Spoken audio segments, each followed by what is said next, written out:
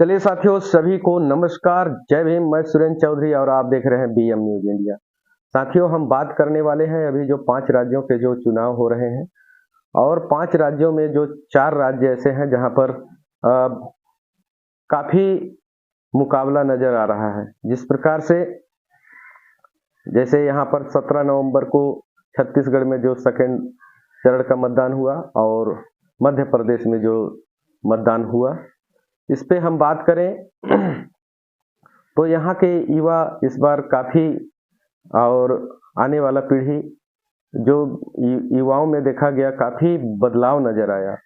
युवाओं में काफी आक्रोश है शिक्षा, नौकरी और जिस प्रकार से व्यापार को लेकर के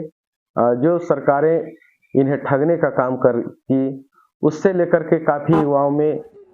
जोश है और एक बदलाव का जो उनके अंदर जुनून है। केंद्र में अभी भारतीय जनता पार्टी का शासन है, जो माननीय नरेंद्र मोदी जी प्रधानमंत्री हैं, और यहाँ पर छत्तीसगढ़ में जो कांग्रेस की शासन है, जहाँ पर माननीय भूपेश बघेल जी मुख्यमंत्री हैं। लेकिन ये सभी से युवा काफी नाराज हैं और इसलिए नाराज है कि ना केंद्र में मोदी जी ना इनके लिए कोई काम कर पा रहे हैं, न राज्य में भूपेश बघेल जी कोई काम कर पा रहे हैं। तो काफी बदलाव नजर आ रहा है इस बार। और इस बार ये देखा जा रहा है, जैसे कई विधानसभा में, जैसे सरगुजा संभाग में लिया जाए तो प्रतापपुर में जिस प्रकार से बच्चों ने जो अपने परिजनों से कहा कि जो हमारे लिए लड़ाइयाँ लड़ते हैं, हमारे हक अधिकार की बात करते हैं, हमारे लिए संवैधानिक अधिकारों की बात करते हैं, आप उन्हें मतदान करें, यदि उन्हें मतदान नहीं करेंगे तो हम खाना पीना छोड़ देंगे। इस प्रकार से कई जगह देखा गया, कई नए नए विरोध देखे गए, जो कांग्रेस और बीजेपी का रातों का नींद उड़ा देने वाला। जिस प्रकार से जो आने वाले समय में काफी बदलाव नजर आ रहा है। इस बार का चुनाव जिस प्रकार से भी रिजल्ट हो, लेकिन आने वाला चुनाव यहाँ पर काफी समीकरण बदलता हुआ नजर आ रहा है। और इस बार भी जिस प्रकार से लोगों ने मत दिया है, बदलाव को लेकर के मत दिया है, तो हो ना हो यहाँ पर इस बार बहुजन समाज पार्टी की ओर काफी लोगों का आकर्षण बना हुआ है। यहाँ पर गोंडवाना गणतंत्र पार्टी और जो बहुजन समाज पार्टी का जो गठबंधन हुआ, इस पे लोगों का काफी उम्मीद जगा। और ये लोगों से बात करने में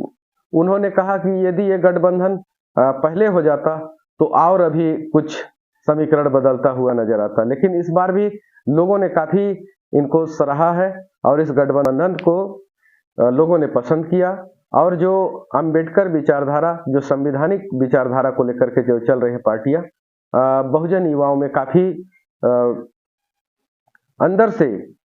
काफी सपोर्ट इनको मिलता हुआ नजर आ रहा है। इस बार कांग्रेस हो या बीजेपी,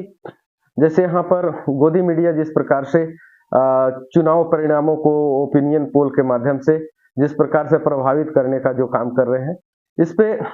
लोग समझ चुके हैं। उन मीडिया के बातों में लोगों को उनको समझ में आ गया है कि ये जो भ्रम फैलाते हैं और हमारे भविष्य के साथ जिस प्रकार से जो खिलवाड़ करते हैं, वो युवा इस बार जान चुके हैं। और जैसे यहाँ पर अभी राजस्थान में जो मतदान हो रहा है और जैसे 30 तारीख को तेलंगाना में जो मतदान होना है, तो जिस प्रकार से ओपिनियन पोल को दिखा करके वहां प्रभावित करने का जो काम कर रहे हैं, ये सारे लोग जान चुके हैं। जिस प्रकार से आपका मध्य प्रदेश में देखें, मध्य प्रदेश में भी युवाओं ने काफी बदलाव चाहा और छत्तीसगढ़ में भी, इसी प्रकार से राजस्थान में तो लोगों का साफ कहना है कि हमने जिस प्रकार से हमारे आने वाले पीढ़ी के लिए जो खतरा है, स्कूलों का जो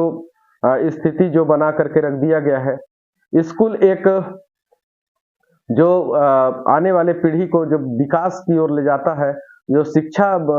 लोगों के अंदर आता है, उस शिक्षा को ही चाहे कांग्रेस की सरकार हो या बीजेपी की सरकार हो, ये दोनों सरकारी स्कूलों को ध्वस्त करने का जो काम कर रहे हैं और जो शिक्षकों को अतिरिक्त काम दे करके, पढ़ाने के अलावा अतिरिक्त काम बोझ डाल करके, और जिस प्रकार से शिक्षा व्यवस्था को ध्वस्त किया गया है, और यहाँ पर प्राइवेट स्कूल को जिस प्रकार से बढ़ावा दिया जा रहा है, तो हो ना हो आने वाले भविष्य में बच्चे पढ़ ना पाएँ, और जिस प्रकार से जो गरीबों के बच्चे हैं, गरीबों के बच्चे पढ़ाई नहीं कर पाएँगे। तो इस प्रकार से कई मुद्दाओं को लेकर के जो युवाओं में, बच्चों में जिस प्रकार से जो बदलाव देखा गया, तो हो ना हो इस बार बहुजन समाज पार्टी चारों राज्यों में काफ़ी मुकाबले का जो चुनाव रहेगा। और यहाँ पर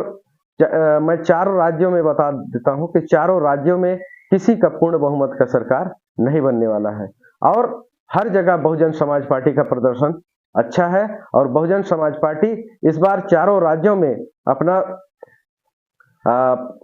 हो सकता है प्रतिनिधित्व करने का भी मौका मिल जाए। तेलंगाना में जिस प्रकार से आर.एस. प्रवीण जी ने जो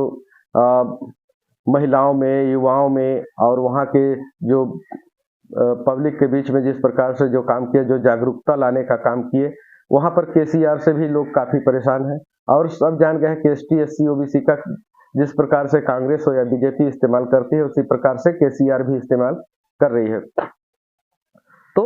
वो सब समझ चुके हैं। इस बार का समीकरण काफ़ी बदला हुआ नज़र आ रहा है, और ये मतदान नहीं, ये आने वाले समय के लिए एक भविष्य का निर्माण करने वाला मतदान इस बार जो हुआ है, और आने वाले पीढ़ी के लिए एक सबक बनकर के जो निकलेगा। और आने वाले समय में जिस प्रकार से पूरे भारत में मतदान का जो समीकरण चेंज होगा, वो साथियों बहुजन को पक्ष में आ रहा है। और जिस प्रकार से बहुजन समाज पार्टी जितने मुकाबले में चुनाव लड़ी, कई राज्यों में चुनाव लड़ रही है, लेकिन गोदी मीडिया कहीं पर इन्हें टक्कर में दिखाने का काम नहीं करती है, कहीं पर इन्हें मुकाबले में लाने का काम नहीं करती है। तो साफ तौर पर समझ में आता है कि जिस प्रकार से गोदी मीडिया इन्हें नकारने का काम कर रही है, इन्हें कमजोर दिखाने का काम कर रही है, लेकिन युवाओं में और जिस प्रकार से सोशल मीडिया में लोगों का जो जागरूकता आने का, जो जागरूकता फैलाने का और जागरूकता जिस प्रकार से लोगों में आ रहा है, सभी देख रहे हैं कि कौन मीडिया किस प्रकार से काम कर रही है और किसको मुकाबले में लाना चाहती है। तो आप सब समझदार हैं, आप सब देखें। मैं एक पहले भी बोल चुका हूं कि मैं सच्चाई के ही साथ रहता हूं और सच्चाई को बताने का काम करता हूं। साथियों, मैं आप लोगों को बता देना चाहता हूं कि जिस प्रकार से लोग